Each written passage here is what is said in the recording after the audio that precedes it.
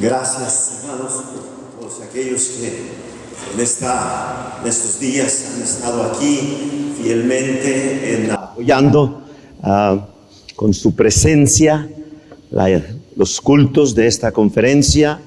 Espero, hermanos, que Dios haya hecho algo en tu vida. Ha sido de gran bendición para mí estar aquí, volver a ver a personas que ya llevamos años conociendo, saludar a otras personas que no conocíamos. Gracias por cada saludo, cada comentario, cada expresión de gratitud por la conferencia, por las predicaciones, y disfruto el tiempo de compañerismo con el pastor y a otros siervos aquí. Y bueno, ya después del lunes, ayer martes, ya pudimos comenzar a probar un poco de los manjares de la hermana Oli. Amén. Es una bendición, hermanos, el pasar tiempo así como el que mencionaba el pastor, en ayuno y oración. Ya por 14 años hemos comenzado el día 1 de enero y los 31 días de enero y luego 9 más de febrero para volver a reiniciar la sensibilidad del alma, del espíritu para el año que está por delante. Y no es cierto, no te mueres. El diablo te dice que te vas a morir. Y hay tiempos que parece ser te vas a morir. Pero no. Reaviva el alma. Ahora, no te recomiendo que lo hagas si tienes algún problema con diabetes o alta presión o algún... no sé qué recomendarte allí, pero de alguna otra manera deberías. Hay un hermano en mi iglesia que me dice: pastor, es que cuando yo ayuno me da hambre. Él es bautista fundamental, ¿verdad? Y piensa que porque le da hambre es excusa para no ayunar. No es cierto, hermano Ricky. Como quiera puedes ayunar, como quiera, hermano. Un poquito de información, hermanos, de los libros allá atrás, en la última mesa, la que no tiene manteles largos, la que, bueno, este libro especialmente para personas que están estudiando con más profundidad los profetas como predicadores, introducción a los profetas hebreos. Este libro te va a llevar a través de cada uno de los profetas del Antiguo Testamento. Luego este librito sobre la sabiduría, otro librito sobre el orgullo. Se lo puedes regalar a alguien más porque tú no lo necesitas, ¿verdad? Esperanza después de la traición. ¿Qué hacer cuando la adicción sexual invade tu matrimonio? La traición no necesariamente es con una persona literal, puede ser en la fantasía de tu mente, en la pantalla de tu celular, de tu computadora. Esperanza después de la traición. Luego, este librito, hermanos, La familia auténticamente cristiana. Es el único libro que yo conozco que trae un capítulo acerca de enseñar a tus hijos sobre la sexualidad. No dejes que la escuela del gobierno les enseñe la sexualidad. Te los van a pervertir. Enséñales bíblicamente un tema que ha sido completamente dejado para que el mundo les enseñe. Ahí está ese librito. Solamente queda un ejemplar de cada uno, entonces pasa por allí y llévatelo. Luego traemos este manual. Aquí tienes pastor, maestro, escuela dominical. Tienes material para más de un año de escuela dominical, transformados en su imagen. El plan de Dios para transformar tu vida. Es un excelente manual, ¿ok? Ayer el hermanito que dijo que sabía inglés y se los llevó para atrás, se robó 2.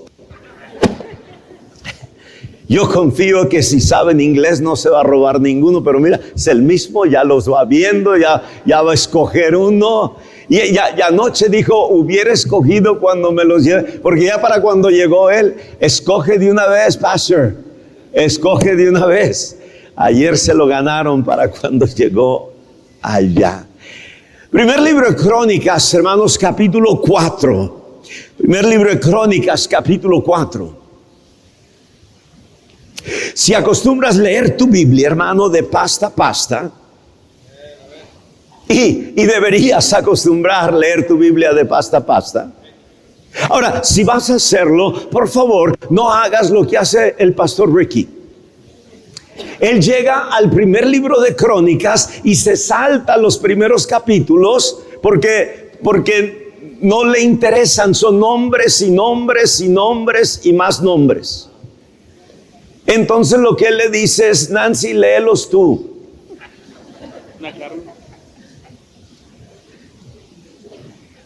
Ahora, no solamente aquí en el primer libro de Crónicas vas a encontrar esto. Hay otras porciones de la Escritura que pareciera ser no tienen ningún valor espiritual.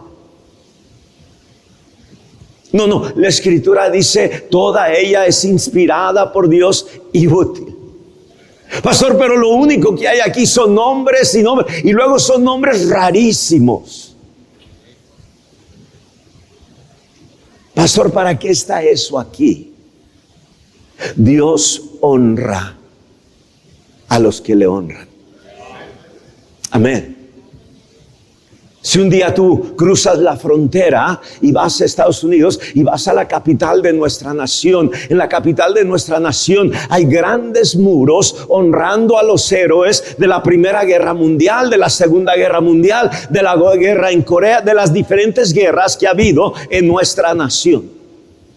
Y en aquellos grandes muros, hermano, lo único que vas a encontrar son nombres, no fotos, nombres. Los nietos de aquellos héroes van a aquellos muros, encuentran el nombre de su abuelo o de su tío o de su padre o de un hijo y van y pasan su mano sobre la superficie de aquellos nombres, y para ellos es un gran honor que el nombre de sus familiares esté en ese muro. ¿Dónde aprendió nuestro país a honrar a sus héroes de esa manera? Del primer libro de Crónicas. Ahora, si te disciplinas y atraviesas todos aquellos nombres, por difíciles que sean de pronunciar, vas a encontrar de repente en medio de esos versículos unas perlas preciosas, maravillosas. Encontramos en el versículo 9 del capítulo 4 a un personaje, escucha esto, hermano, toda su vida el Espíritu Santo la encierra en 2 versículos. Escucha esto, hermano, reduce la vida de este hombre a 2 versículos. A David le da todo un libro entero, a Abraham le da múltiples capítulos, y a Jacob también, y a José, y a Jabes solamente le da 2 versículos. No obstante, el Espíritu Santo, omnisciente que Él es, en 2 versículos nos relata la vida de Jabes de una manera tan maravillosa. Lo primero que nos dice aquí la Escritura acerca de Jabes, hermano, es que fue más ilustre que sus hermanos. Nota por favor una vez más allí en el capítulo 4 versículo 9, no lo había encontrado yo aún todavía, discúlpame hermano. Capítulo 4 versículo 9 dice, y Jabes fue más ilustre que sus hermanos. Ahora, por favor, hermano, no malentiendas esa frase. No quiere decir que sus hermanos eran unas cucarachas. Probablemente sus hermanos, ellos eran personas muy ilustres también, solo que José fue más ilustre que sus hermanos. Algunos de nosotros nos criamos en familias donde si se dijera de ti fue más ilustre que sus hermanos, pues no diría mucho porque tus hermanos fueron cucarachas. ¿Sí me explico, hermano? Pero no así la manera que está escrito este versículo. Como que sus hermanos fueron admirables, hombres íntegros, hombres de buen testimonio, pero Jabes fue aún más ilustre que sus hermanos. La palabra ilustre no tiene que ver con la marca de tu carro o la marca de tu corbata o el calzado que tú traes o la vecindad donde tú vives. La palabra ilustre no tiene que ver con tu cuenta bancaria, con posesiones terrenales. La palabra ilustre habla del carácter. Si hemos de tener familias unidas, familias que permanecen, se requiere de un hombre ilustre, una mujer ilustre, personas de carácter, personas de integridad. Llegar a ser más ilustre no es una competencia, es simplemente el resultado natural de una vida consagrada a Dios. No pases esta tarde, esta noche al altar diciendo: Señor, quiero ser más ilustre que aquel hermano, aquella hermana. No. Ser más ilustre no es una competencia, repito, es simplemente el resultado natural de caminar diariamente con Dios. Ahora, no hay nada de malo con decir: quiero ser más ilustre que lo que era yo hace 3 meses. Quiero ser más ilustre de lo que era yo. Si vas a competir con alguien, compite contra ti mismo en tu tiempo pasado. Nota por favor, hermano, lo que fue el inicio de Jabes, el principio de su vida. Y Jabes fue más ilustre que sus hermanos, al cual su madre llamó Jabes, diciendo: por cuanto lo di a luz en dolor. Tengo 61 años de edad. Yo sé que parece que tengo 80. Me corrieron sin aceite y en terracería como la de aquí.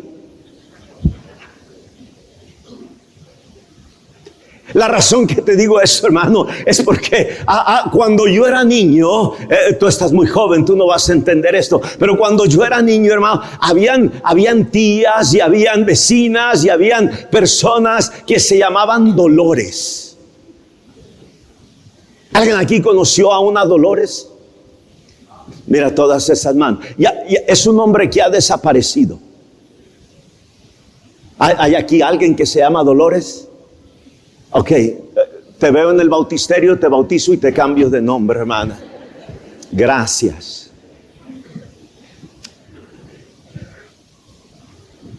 ¿A quién se le ocurre ponerle: ay, mira qué linda mi hija, le voy a poner Dolores?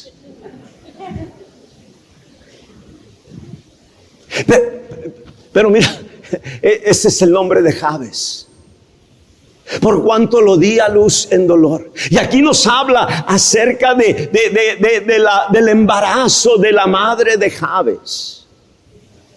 No sabemos, la escritura no nos explica si su embarazo fue un embarazo no deseado, si fue un embarazo de alto riesgo, si los dolores de parto les sorprendieron por allá sola en un monte. No nos detalla, solamente nos dice que fue algo muy complicado, muy doloroso.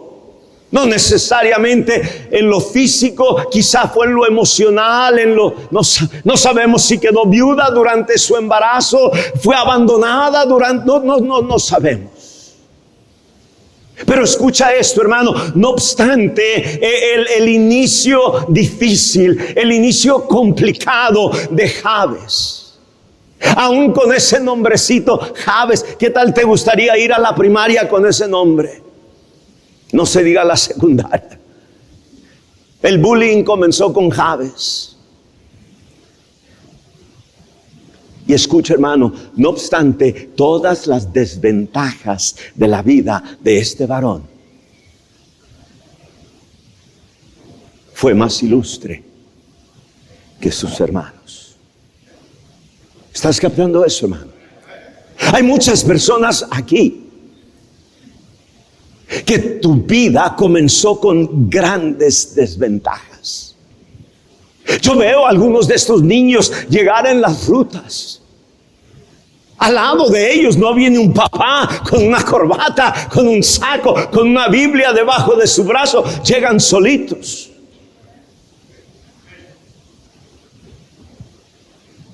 Veo a algunas de las mujeres que llegan en las rutas. Al lado de ellas no viene un esposo.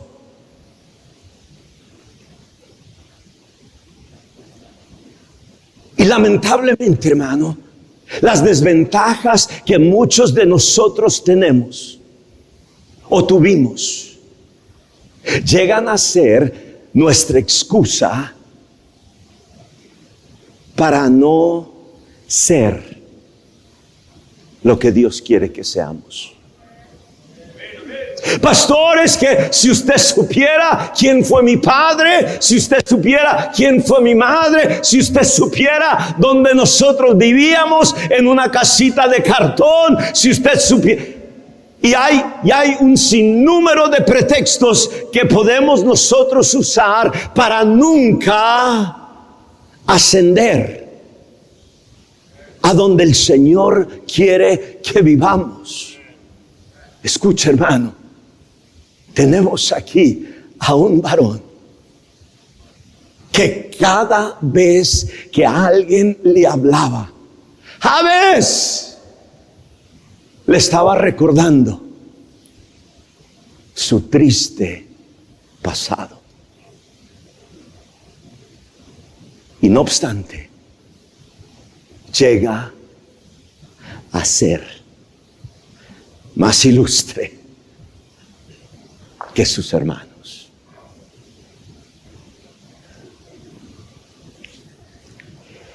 Yo quisiera, hermano, tener un capítulo de Primero de Crónicas donde nos explica cómo rebasó a este, cómo rebasó a aquel, cómo rebasó a aquel otro, pero no nos da, no, nada más nos dice, fue más ilustre que sus hermanos.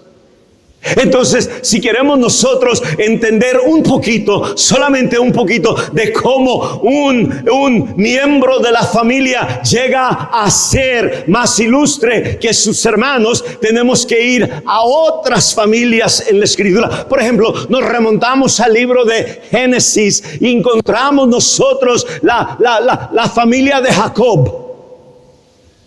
Jacob tuvo 12 hijos. Pregúntale a cualquier persona que conoce un poco de la palabra de Dios, pregúntale cuál de los 12 hijos de Jacob fue el más ilustre.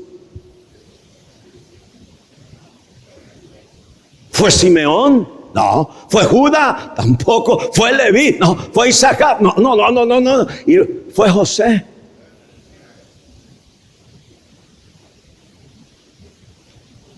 Y si tomas una votación, hermano, de 100 personas que conocen la Escritura, 100 personas te van a decir, el más ilustre fue José. Ahora, de la vida de José y de sus hermanos tenemos mucha información. Y vemos cómo José llega a ser más ilustre que sus hermanos. Ahora, si tú preguntas, oh, pastor, ¿y el más ilustre siempre tiene la vida más fácil? No conoces la vida de José. No desees ser más ilustre de lo que fuiste hace 3 meses, de lo que fuiste hace 3 años. No desees ser más ilustre si piensas que eso te va a llevar a una vida más cómoda, a una vida más fácil. No. Ahora, eventualmente él llega a ser el segundo de todo Egipto, pero aún como el segundo de todo Egipto, José no tiene una vida fácil.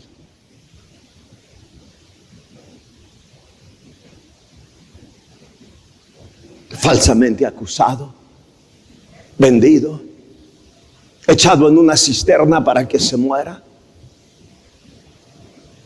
olvidado después de ayudar al copero allí en la prisión de Egipto.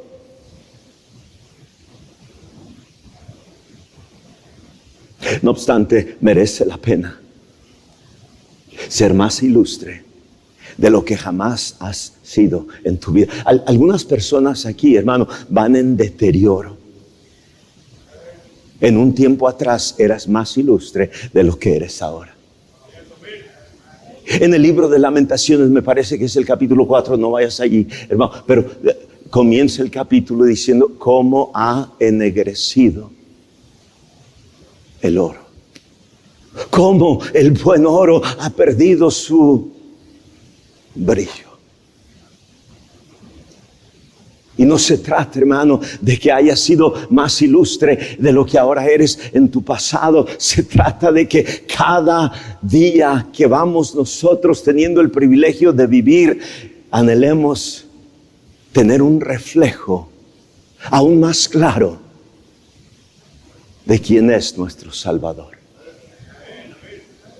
El apóstol Pablo, hermano, se lamenta. Dice, oh, hijitos, por quienes vuelvo a sufrir dolores de parto hasta que Cristo sea formado en vosotros. Cuanto más ilustre es una persona, más se refleja Cristo. Hoy en día, para que sepan que somos hijos de Dios, tenemos que traer una cachucha que dice I love Jesus. Tenemos que traer una playera que diga I'm a Christian. Necesitamos calcomanías en la defensa de nuestro carro con una palomita o un pescadito.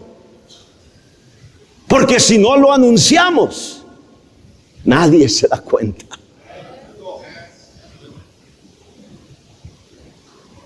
Oh, llegar a ser más ilustre.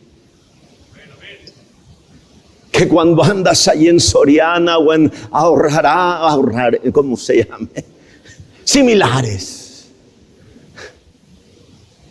Alguien te ve, disculpe, ¿usted es creyente? ¿Usted es salvo? ¿Usted es cristiano?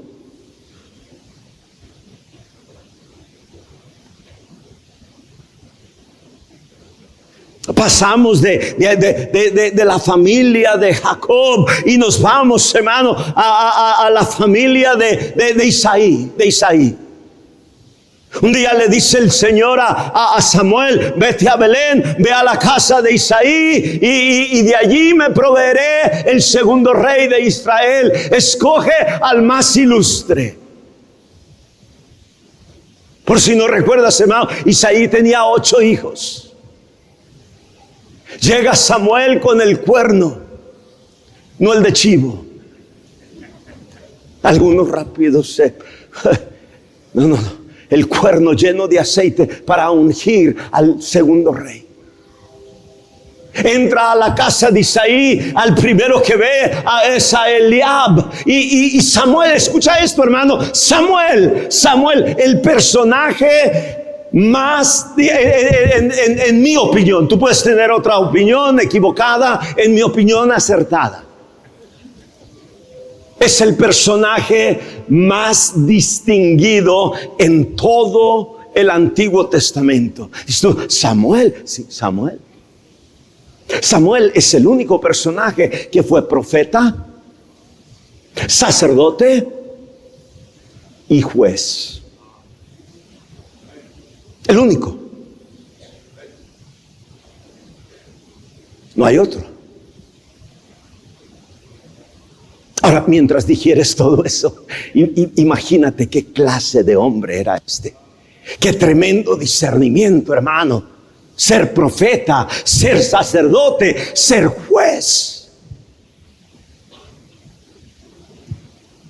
Y llega a la casa de Isaí y ve a Eliab. Y estas son las palabras de Samuel. Ciertamente, delante de mí está el ungido de Jehová. Y Samuel estaba equivocado. ¿Ves? El más ilustre no es el que siempre la gente se imagina. Oh, profesores de instituto bíblico, por favor, escúchame.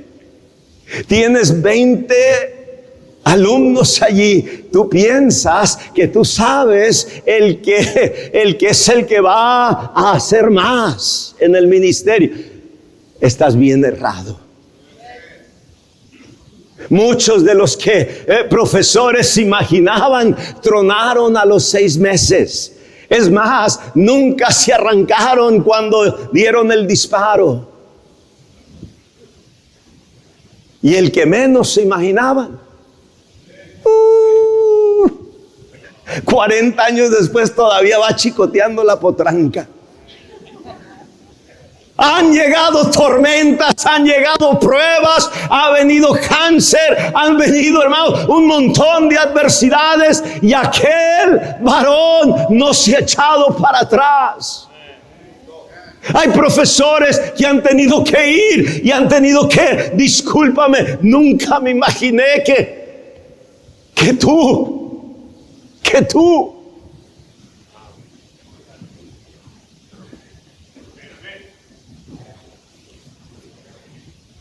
el más ilustre no siempre tiene la apariencia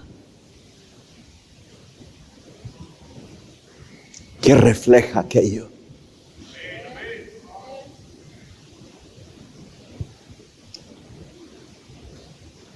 El comentario sobre Jabes no es Jabes a los 20 años de edad. El comentario de Jabes fue más ilustre que sus hermanos. No es un comentario que se hace de Jabes a los 25 años de edad, a los 30 años de edad. Es un comentario que se hace de la vida de Jabes, hermano, cuando Jabes termina su vida.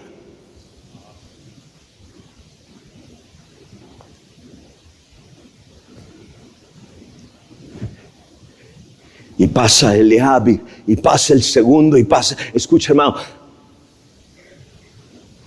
Isaí tuvo 8 hijos. 7 estaban en casa, jugando PlayStation, Nintendo. ¿Qué son los demás? Canicas, trompos, yoyos. Y el Señor le dice, no es ese. Y ya estaba Samuel pensando, quizá me equivoqué de... No, sí dijo Belén. Sí dijo la casa de Isaí. Pero ya pasaron todos. Disculpa, ¿hay algún otro? Sí, el morro.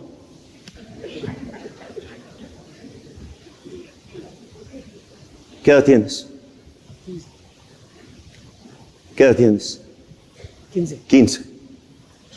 El morrito tenía como 12. Más chico que este. ¿Cómo te llamas? Isaías. David, te llamas David. ¿Cómo te llamas? David.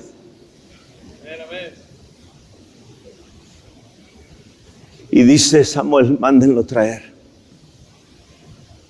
Y fueron por él. Entró más morrito que David, David. Y el Señor le dice, ese es úngelo. ¿Fue fácil la vida de David? No. Por casi 10 años Saúl lo cazaba como cazas cualquier animal.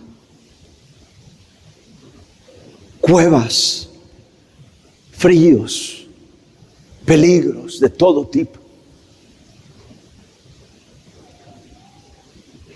Llegar a ser más ilustre no es un proceso fácil, escúchame hermano, pero es un proceso que merece la pena.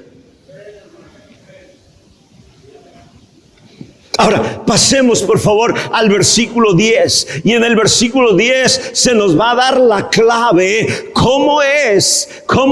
Ahora, escucha esto, hermano. El proceso para llegar a ser más ilustre de lo que jamás ha sido en tu vida. El proceso, escúchame una vez más, hermano, es sencillo, pero no fácil. Pastor, ¿qué dice? Es sencillo en el aspecto, hermano, que todos lo vamos a poder entender, pero no es fácil, porque lo que se requiere, aunque es entendible para todos, es un proceso arduo. ¿Qué dice el versículo 10? Léelo conmigo, hermano. Versículo 10, ¿qué dice? E invocó Jabes al Dios de Israel. ¿Qué significa, pastor, esa frase? Escucha, hermano, fue un hombre de oración. No puedes llegar a ser más ilustre ganando almas. Gana almas. Yo estoy de acuerdo con ganar almas. No puedes llegar a ser más ilustre leyendo tu Biblia. Lee tu Biblia. En estos 40 días de ayuno y oración, hermano, leo mi Biblia de pasta a pasta en 20 días. Los primeros 20 días de la cadena de ayuno y oración, leo la Biblia de Génesis hasta Apocalipsis. Son 60 capítulos cada día. Me atraso un día, la siguiente noche no duermo. Terminan los primeros 20 días del ayuno y ahora vuelvo a leer la Biblia de pasta a pasta durante los últimos 20 días de la cadena de ayuno. El ayuno y oración no es nada más para dejar de comer, ¿no? El ayuno y oración es para tener una comunión tan íntima con Dios como no la vuelves a tener el resto del año. Y ahorita, aunque ya terminó los primeros 40 días, en estos 19 días que faltan de febrero, vuelvo a leer la Biblia de paso. Ya comenzando marzo me siento liberal, porque solamente leo 20 capítulos al día para leerla cada 2 meses. Ahora, no te pido que tú hagas eso. Yo soy pastor. Yo estoy en el ministerio de tiempo completo. Yo no hago nada, no trabajo. A lo menos es el concepto que la gente tiene. No, los pastores no trabajan. Qué locura.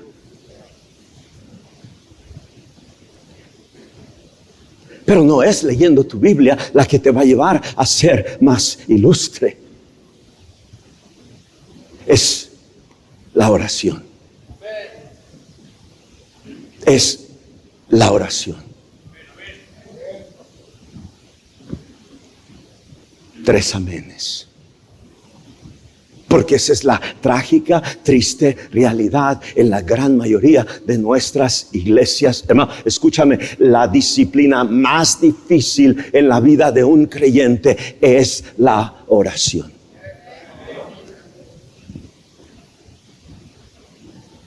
La gran mayoría de las personas, hermano, en nuestras iglesias fundamentales, aun cuando pasan al altar, no oran. Pasan al altar a hacer un acto de presencia. Han habido, estaba en un campamento predicando, hermano, de jóvenes, y estuve predicando, y el joven que estaba aquí enfrente, donde está David, hermano, se estaba durmiendo todo el mensaje, y hasta venía y le predicaba, a ver si se despertaba, y nada. A la hora de la invitación, fue el primero que pasó al altar. Literalmente, hermano, lo agarré, lo levanté y fui y lo senté. ¿Qué estás haciendo en el altar? ¿No escuchaste nada? ¿Estás conmigo, hermano? El problema es que ahí estaba mi güera. Terminó el culto y me dice mi güera: oye, ¿por qué hiciste eso? Le digo: ¿qué? Dice: ese pobre joven. Dice: ¿por qué lo levantaste así? ¿Por qué? Le digo: babe, toda la predicación se estuvo durmiendo. ¿A qué iba al altar? Y la güera me mata el gallo. Todavía no suelto el gallo. En la mano me mata el gallo.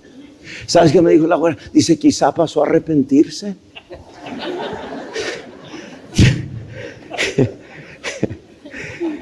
Esa güera pudiera defender a Adolf Hitler.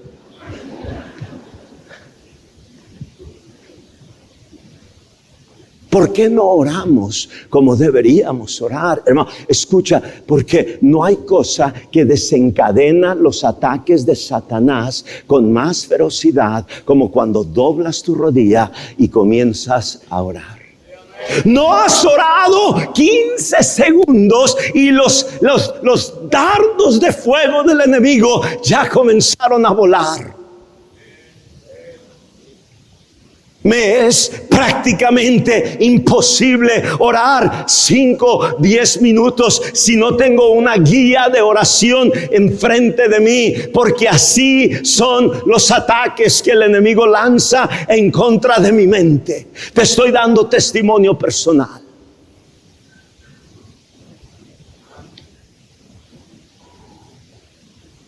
Pastor, ¿qué es lo más difícil de 40 días de ayuno y oración? Déjame decirte, la oración. No es el ayuno. No es la falta de alimento. No es el hambre. No son las náuseas. No son los calambres. Es la oración.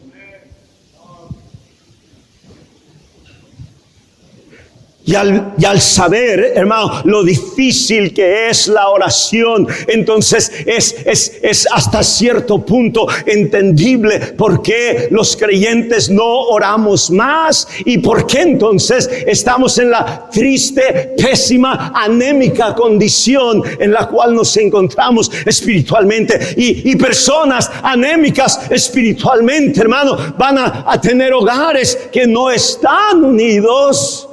Al contrario, divididos.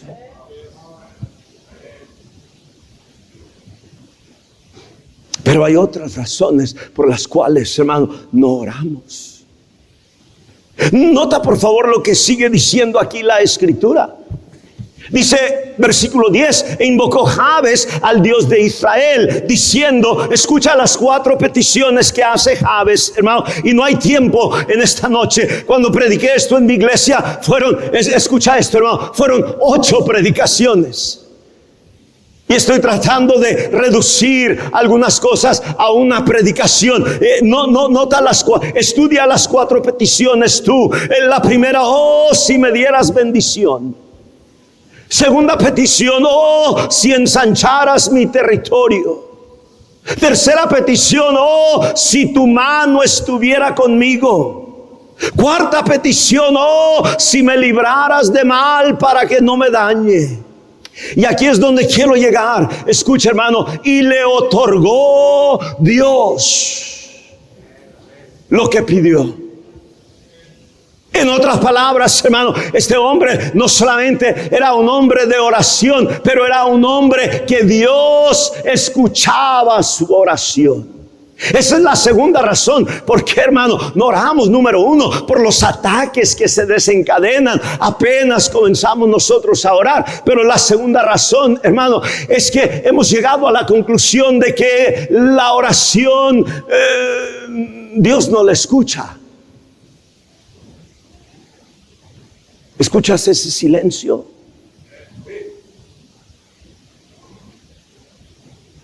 Porque es lo que tú estás experimentando. La oración Dios no la escucha. Hay personas, hermano, la gran mayoría de las personas que estamos aquí, si yo te preguntara a ti, ¿cuándo fue la última vez que Dios te contestó a ti una petición?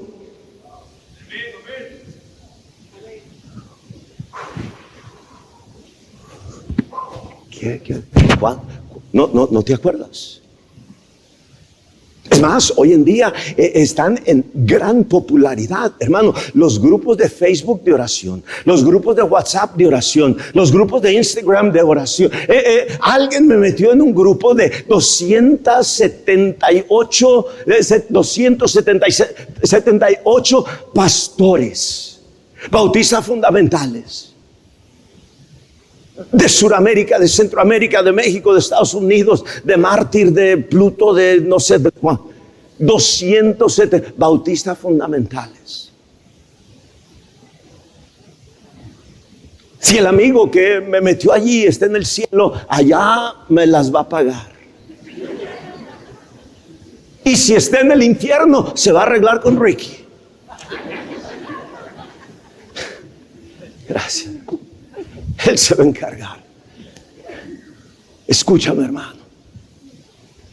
¿Sabes cuáles son la mayoría de los mensajes en ese grupo? Pastores, ayúdenme a orar.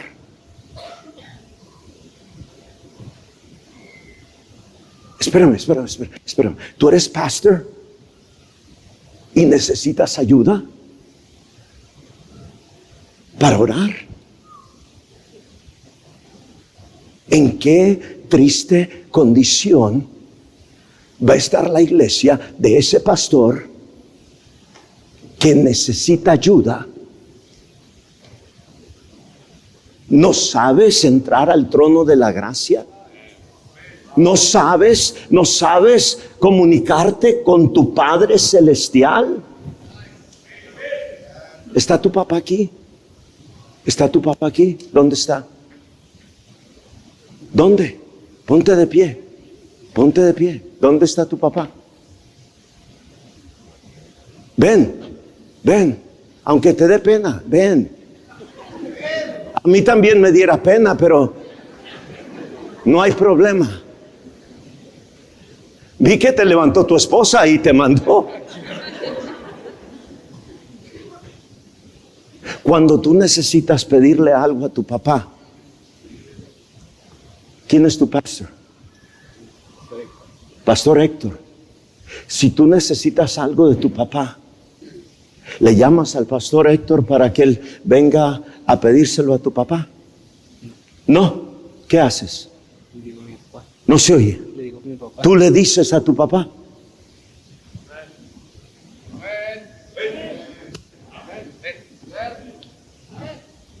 Directamente.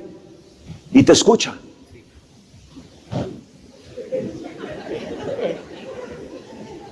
Gracias, hermano.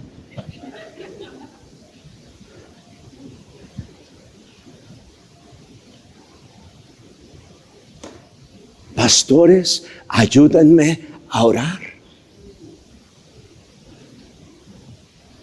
Porque ese amigo, hermano, no tiene la confianza, no tiene la seguridad de que si él ora, a él, Dios le va a otorgar lo que está pidiendo. ¿Por qué no tiene esa seguridad? Esa es la pregunta, hermano. ¿Por qué no tiene esa seguridad? Déjame decirte, hermano, ¿por qué? Porque ese amigo no sabe orar. Pastor, pero usted acaba de poner aquí la ilustración de aquel jovencito y su papá que va directamente con su papá y le dice: papá, necesito esto, y su padre le escucha y su padre le otorga. Bueno, ese es el problema, de que ahorita no hay ningún problema entre ese joven y aquel padre, o quizás sí lo hay, porque allá está el papá sentado y él acá.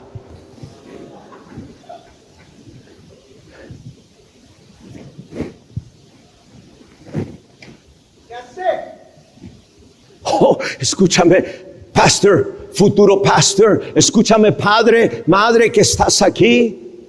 Hay una gran mentira que nos seguimos nosotros creyendo y el diablo se carcajea. El diablo tiene las manos en alto. Y esta es la mentira, hermano, que la oración es algo tan sencillo. Es más, es tan sencillo que cuando nosotros discipulamos a nuevos convertidos, los enseñamos a ganar almas, los enseñamos a diezmar, los enseñamos a vestir, los enseñamos a que se deben bautizar, los enseñamos a un sinnúmero de cosas, nunca los enseñamos a orar. Ahora, ¿por qué no los enseñamos a orar? Porque a nosotros nadie nos enseñó a orar.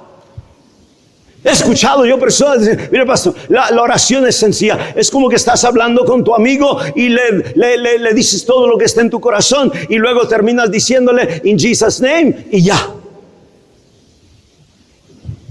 No.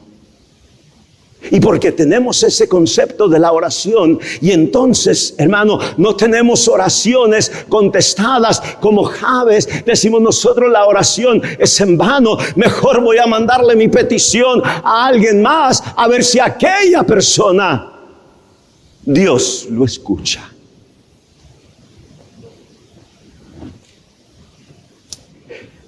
La oración, hermano, es tan complicada que los apóstoles, Lucas 11, ve allí, hermano, escucha la petición de los apóstoles.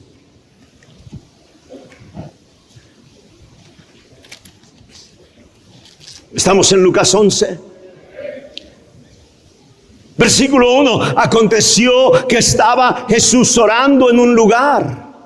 Y cuando terminó, uno de sus discípulos le dijo, Señor, léelo conmigo, Señor, enséñanos a orar. Lucas 11:1.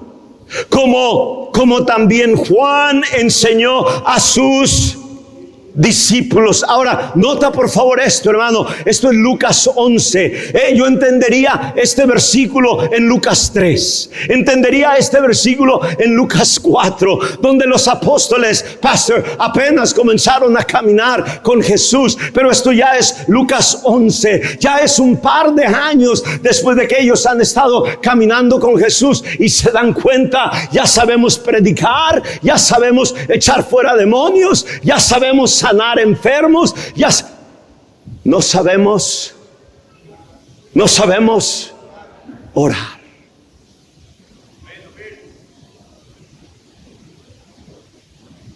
Nos hace falta la principal cosa, orar. Nota por favor ahí mismo en Lucas, hermano, lo que Jesús dijo de la oración. Lucas capítulo 18, hermanos, rapidito ve allí para que el tiempo no nos gane. Lucas 18 dice el versículo 1, también les refirió Jesús una parábola sobre qué, hermano. ¿Cuál era el tema de la parábola? La necesidad.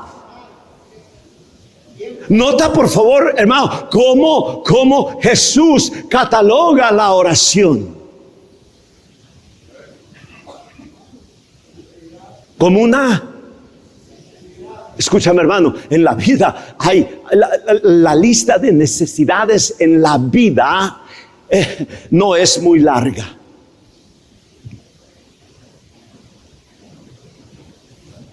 ¿Necesitas comida? No. Puedes pasar 3 días, 4 días, 5 días en un ayuno. No te haces nada. 10 días. ¿Necesitas agua? Ya no sabe ni qué decir el pueblo. ¿Cómo te llamas, hermano? ¿Cómo te llamas? Francisco. Ya no sabe. Los primeros 3 días del ayuno y oración de 40 días, los primeros 3 días no hay agua, no hay nada. 3 días.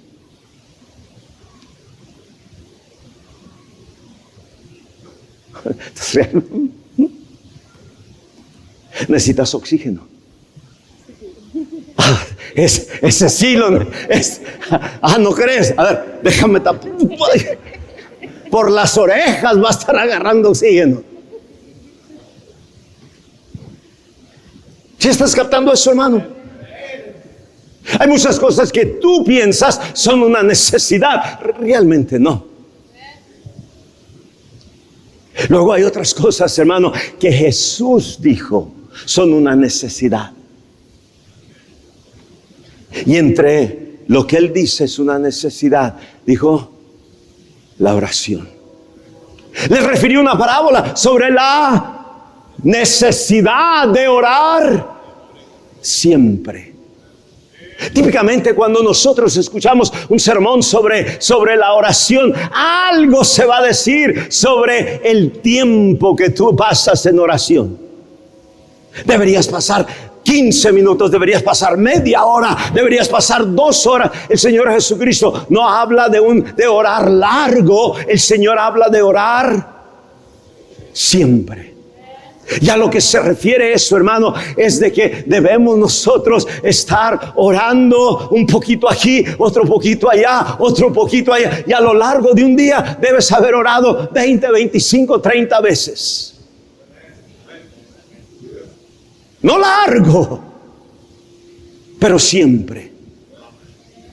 Si tú revisas el historial en mi teléfono de cuántas llamadas le hago a la güera, son de perdido unas 15 llamadas al día. Y la gran mayoría de esas llamadas son de 2 minutos, 3 minutos. Nomás le quiero recordar que todavía estoy vivo. Que todavía la amo. Que me acuerdo de ella. No son largas llamadas, son cortitas llamadas. Al final del día, si no estoy allí, la llamada es larga porque por teléfono tenemos altar familiar si no estoy allí en casa.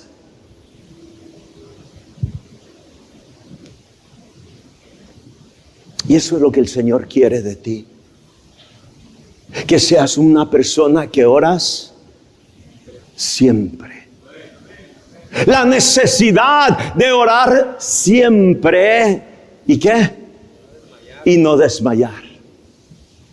La razón principal del desánimo de los creyentes no es que alguien no les saludó, no es que alguien habló mal de ellos, de sus hijos, de sus esposos, no es que no les gustó el sermón. La razón principal de que los creyentes desmayan, los creyentes se desaniman, abandonan sus ministerios, la razón es que no oramos. La oración, querido hermano, no solamente es para obtener algunas cosas que tú necesitas de la mano de Dios. La oración es la comunión con Dios que te ayuda a tener nuevas fuerzas para no desmayar.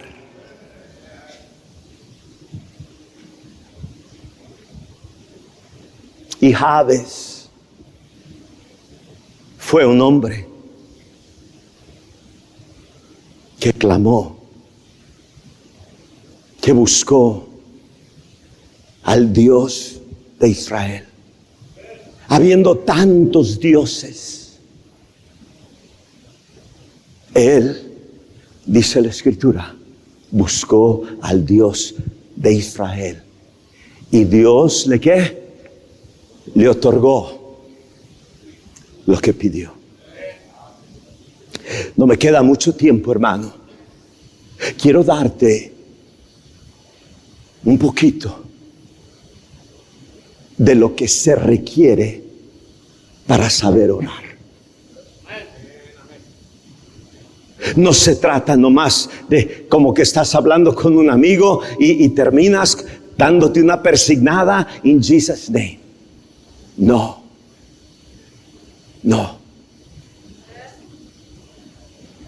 Ve conmigo, hermano, al libro de Santiago. Ve al libro de Santiago. Encuentras el libro de Hebreos, después está el libro de Santiago. Si llegaste a los mapas, regrésate.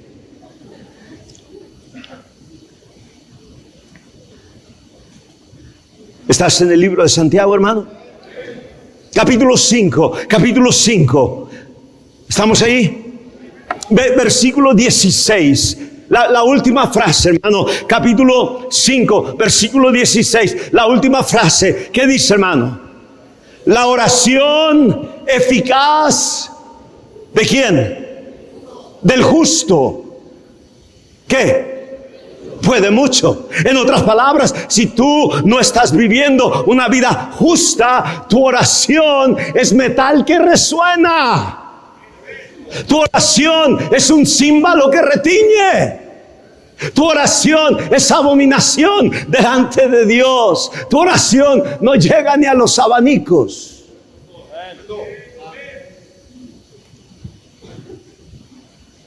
Y si quieres que llegue más allá de los abanicos, tienes que encenderlos al revés, a ver si. Es la oración eficaz del justo que puede mucho. Entonces, hermano, escucha acá. ¿Quién era Jabes? Escucha, era un hombre a quien Dios le otorgó lo que pidió, por lo cual Jabes era un hombre justo. Porque si no has sido justo, no importa cuánto grites, cuánto saltes, Dios no te va a otorgar lo que pides.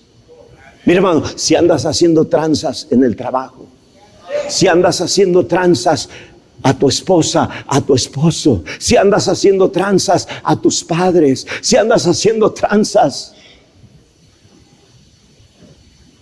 ni te imagines que Dios te va a otorgar lo que le pides. Por eso, hermano, la triste, pésima condición espiritual de nuestros hijos, y no hay un padre, no hay una madre que pueda interceder por ellos, a quien el Señor le otorgue lo que está pidiendo por la hija pródiga, por el hijo pródigo. Una persona chismosa no es una persona justa. Una persona que anda sembrando cizaña no es una persona justa. Una persona que vende cosas y oculta la realidad de lo que es la condición, no es una persona justa. Es la oración eficaz de él. Entonces, ni para qué orar. Ve al capítulo 4, hermano. Mismo libro de Santiago, capítulo 4. Pero ahora, por favor, versículo 3. Capítulo 4, versículo 3. Dice, pedís y no recibís, porque pedís mal para gastar en vuestros pastor, yo oro, Dios sabe que yo oro, pastor, mire nada más mis rodillas, pastor, Dios sabe, Dios conoce, es más, ni almohada pongo abajo. ¿Para qué quieres almohada? Tienes alfombra.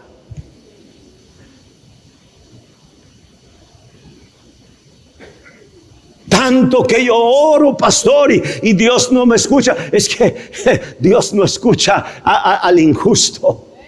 Arregla esas cosas.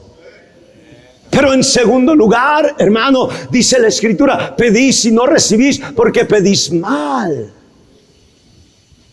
Pedís egoístamente. Viene una hermana de mi iglesia, me dice, pastor, ¿pudiera orar por mi salud? ¿Pudiera orar por mi salud? Mi pregunta es, ¿para qué quieres tu salud? Ay, pastor, es que tenemos planes para ir a Cancún. Es la realidad. ¿Para qué quieres tu salud? ¿Para qué quieres levantarte de esas silla de ruedas? ¿Para qué? Y la gran mayoría del tiempo, hermano, lo que está detrás de nuestras peticiones es algo egoísta. Pastor, es que ya me cansé de vivir con este dolor. Y lo único que queremos es alivio. ¿De De cuando en cuando voy con una persona que me pide orar por su salud. ¿Y para qué quiere? Pastor, no he podido salir a ganar almas en 2 semanas y quiero salir, Señor, te ruego, Padre, que ayudes a mi hermano. No está pidiendo su salud por motivo egoísta. No está pidiendo su salud nomás porque quiero sentirme mejor. No está pidiendo su salud porque quiere irse de vacación, de paseo. No está pidiendo algo egoístamente.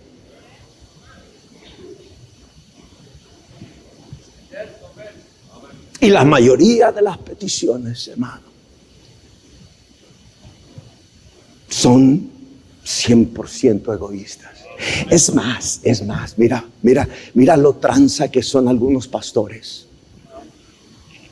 Pastores, les pido que oren por esta necesidad. Y si ven a bien mandarme una ofrendita. La única razón que mandaron la petición es porque querían ver si ganchaban unos pesos. Espero que no te ofendas porque es uno de los que manda más. No es cierto. Ni estás en ese grupo.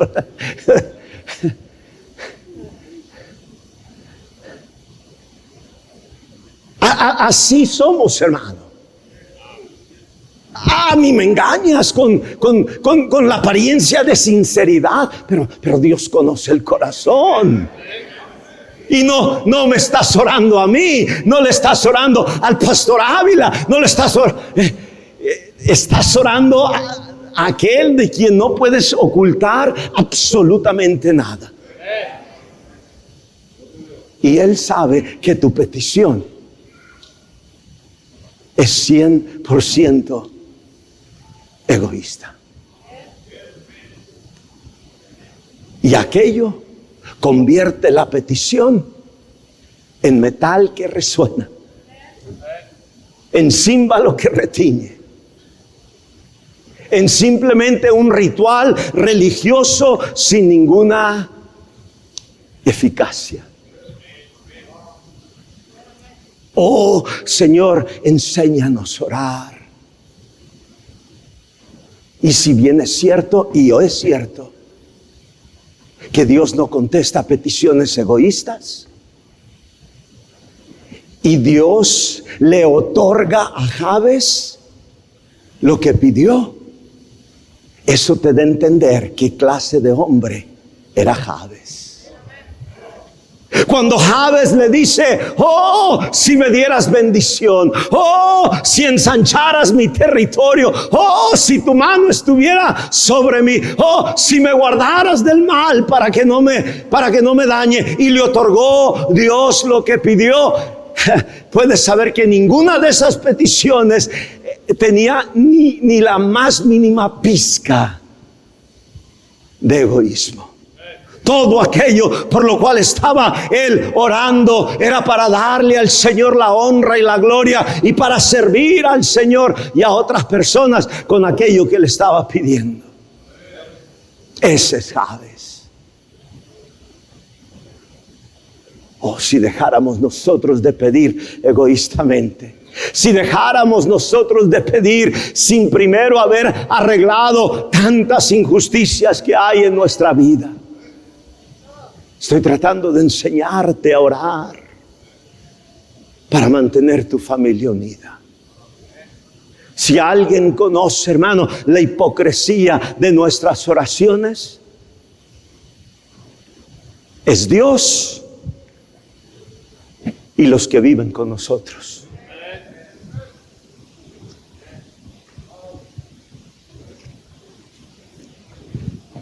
Déjame darte la tercera cosa y termino. Son como 8. Te voy a dar solo 3.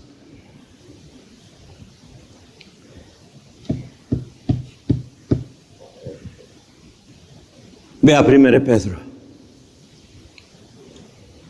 1 Pedro. Estamos en Santiago, dale vuelta 2, 3 hojas. Llegas a 1 Pedro, capítulo 3. Versículo 7.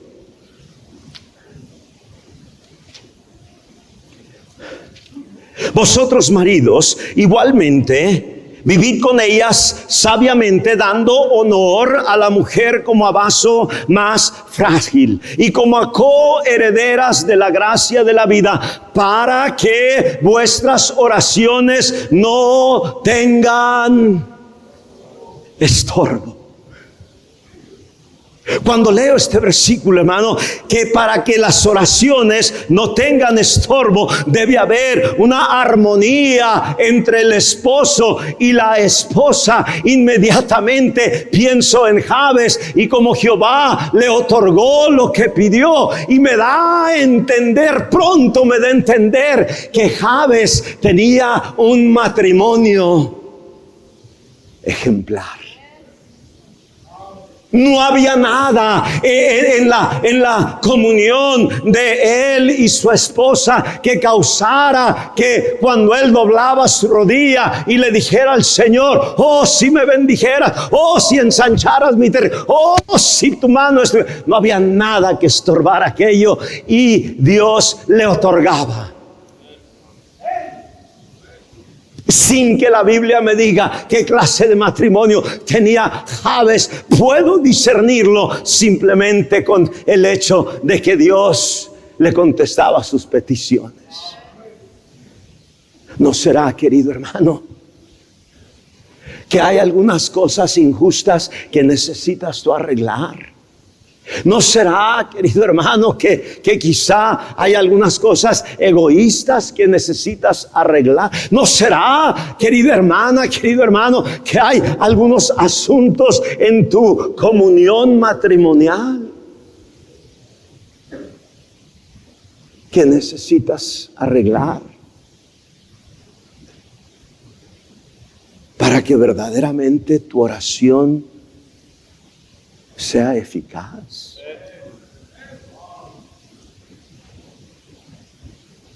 Jabes fue más ilustre que sus hermanos. No nos menciona que asistía a una iglesia bautista fundamental. No cambies, no cambies, no cambies. Sigue en una iglesia bautista, pero esa no era la clave. Jabes fue más ilustre que sus hermanos, y no nos habla, hermano, de cuánto leía él la escritura, cuánto memorizaba él las leyes de Deuteronomio o de Levítico. Aunque sin duda todo eso era importante. Jabes fue más ilustre que sus hermanos. No nos habla de la fidelidad de su diezmo y de sus ofrendas. Sé fiel en tu diezmo y ofrendas. Pero lo que la escritura dice de este varón, que fue más ilustre que sus hermanos, es que invocó al Dios de Israel.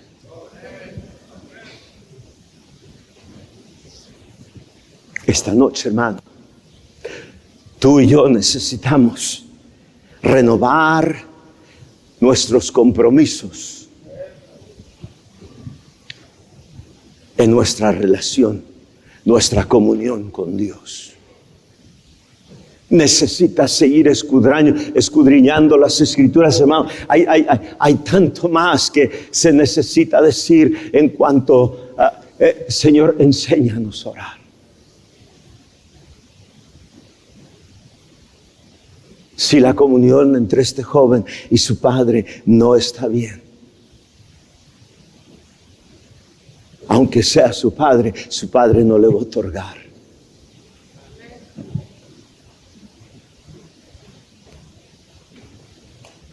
Cuando el padre le otorga a aquel joven el anillo, el calzado, la túnica, la música, el becerro gordo, no es cuando andaba ya en tierra lejana viviendo perdidamente. No le manda el becerro gordo allá donde está él con sus amigos. Es cuando vuelve a haber arrepentimiento. Y llega aquel joven y le dice: Padre, he pecado contra el cielo, contra ti. No soy digno de ser llamado tu hijo. Hazme como a uno de tus jornaleros. Tan pronto termina él de decir esas palabras, hermano, se abre la puerta de comunión. Y aquel padre le otorga no solamente lo que está pidiendo, chamba, junto con los demás jornaleros. No, le otorga lo que aquel joven nunca se imaginó su padre le volvería a dar.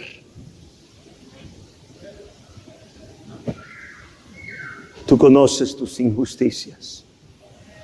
Muchas veces aún con tu propia familia eres injusto. Tú conoces tus egoísmos.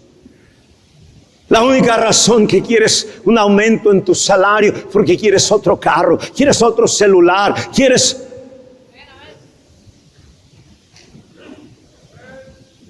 No estás pensando en misiones, no estás pensando en el proyecto de construcción, no estás pensando meramente en otro par de zapatos, otro traje. ¿Por qué no sales de tu lugar? Vienes aquí al altar y dile al Señor, Señor, enséñame a orar. Si lo único que hice en esta noche es despertar en ti conciencia de que en realidad necesitamos aprender. Ahora, si fue lo único que hice, gloria a Dios, con eso basta para que vengas y clames al Señor y le digas, enséñanos, enséñame a orar. Habrá uno, habrán dos, habrán tres. Levántate de tu lugar, ven, hermano, ven.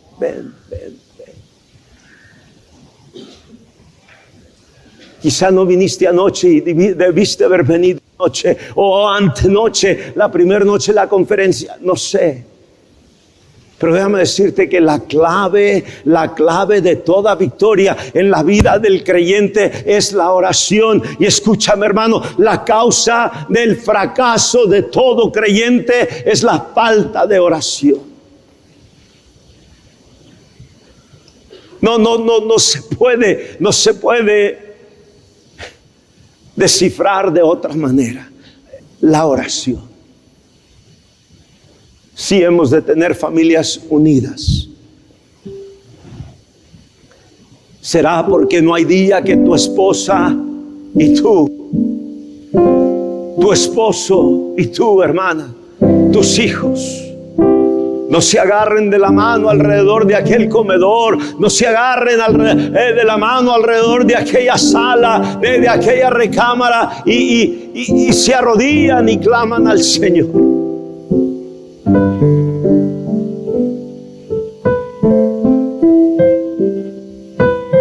Y Jabes fue más ilustre.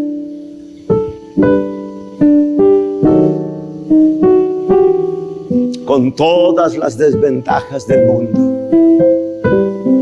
Y quizá por eso fue que se convierte en un hombre de oración, porque sabía que él no iba a poder salir adelante solo. No dejes, querido hermano, que las muchas bendiciones que Dios te ha dado, que lo mucho que Él te ha bendecido materialmente, se conviertan en aquello en lo cual tú te apoyas. No lo permitas. Que no obstante todas aquellas cosas, tu devoción a la oración siga siendo una práctica diaria en tu vida. Habrá alguien aquí esta noche que la razón que tú no tienes comunión con Dios es porque no tienes una relación con Dios. Él aún todavía no es tu Padre Celestial. Su Hijo aún todavía no es tu Salvador. Y esta noche, antes de irte de este lugar, tú necesitas que alguien hable contigo, tome la Biblia y te enseñe cómo puedes ser salvo. ¿Habrá alguien así? Nada más levanta tu mano en alto. Pastor, yo no estoy seguro de mi salvación. Yo quisiera que alguien tomara su Biblia, quisiera que alguien me guiara. ¿Cómo yo puedo saber que mis pecados han sido perdonados y soy salvo? ¿Habrá alguien así? Nada más levanta tu mano en alto. ¿Habrá alguien así? Arriba en el balcón, ¿habrá alguien así?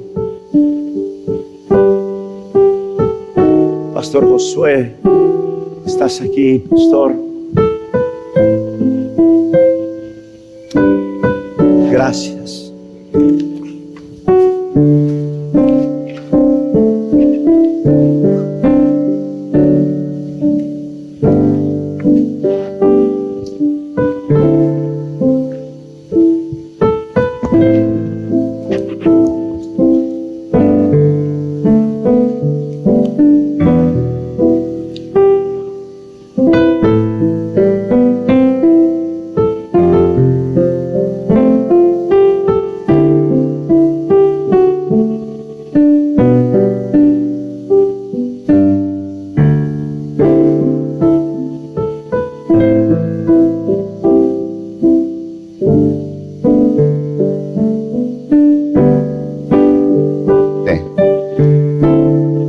Caminar con usted es algo vital, es algo necesario, es nuestro oxígeno el estar conectados con usted. Haga entender a cada creyente en este auditorio, háganos entender, como bien usted lo dijo, la necesidad de orar siempre. Estamos convencidos, mi Dios, que nuestros hogares, nuestros matrimonios serían plenamente transformados si empezáramos a vivir vidas profundas en la oración. No es falta de conocimiento, porque conocimiento lo tenemos muchos años, algunos tenemos años en el cristianismo y sabemos muchas cosas, pero desgraciadamente todo lo que hemos escuchado no ha sido respaldado por el poder de la oración. Ayúdenos, Padre, a poder agarrar este mensaje y ser cristianos, ser padres, ser hijos de oración. Gracias por todo en Cristo Jesús. Amén.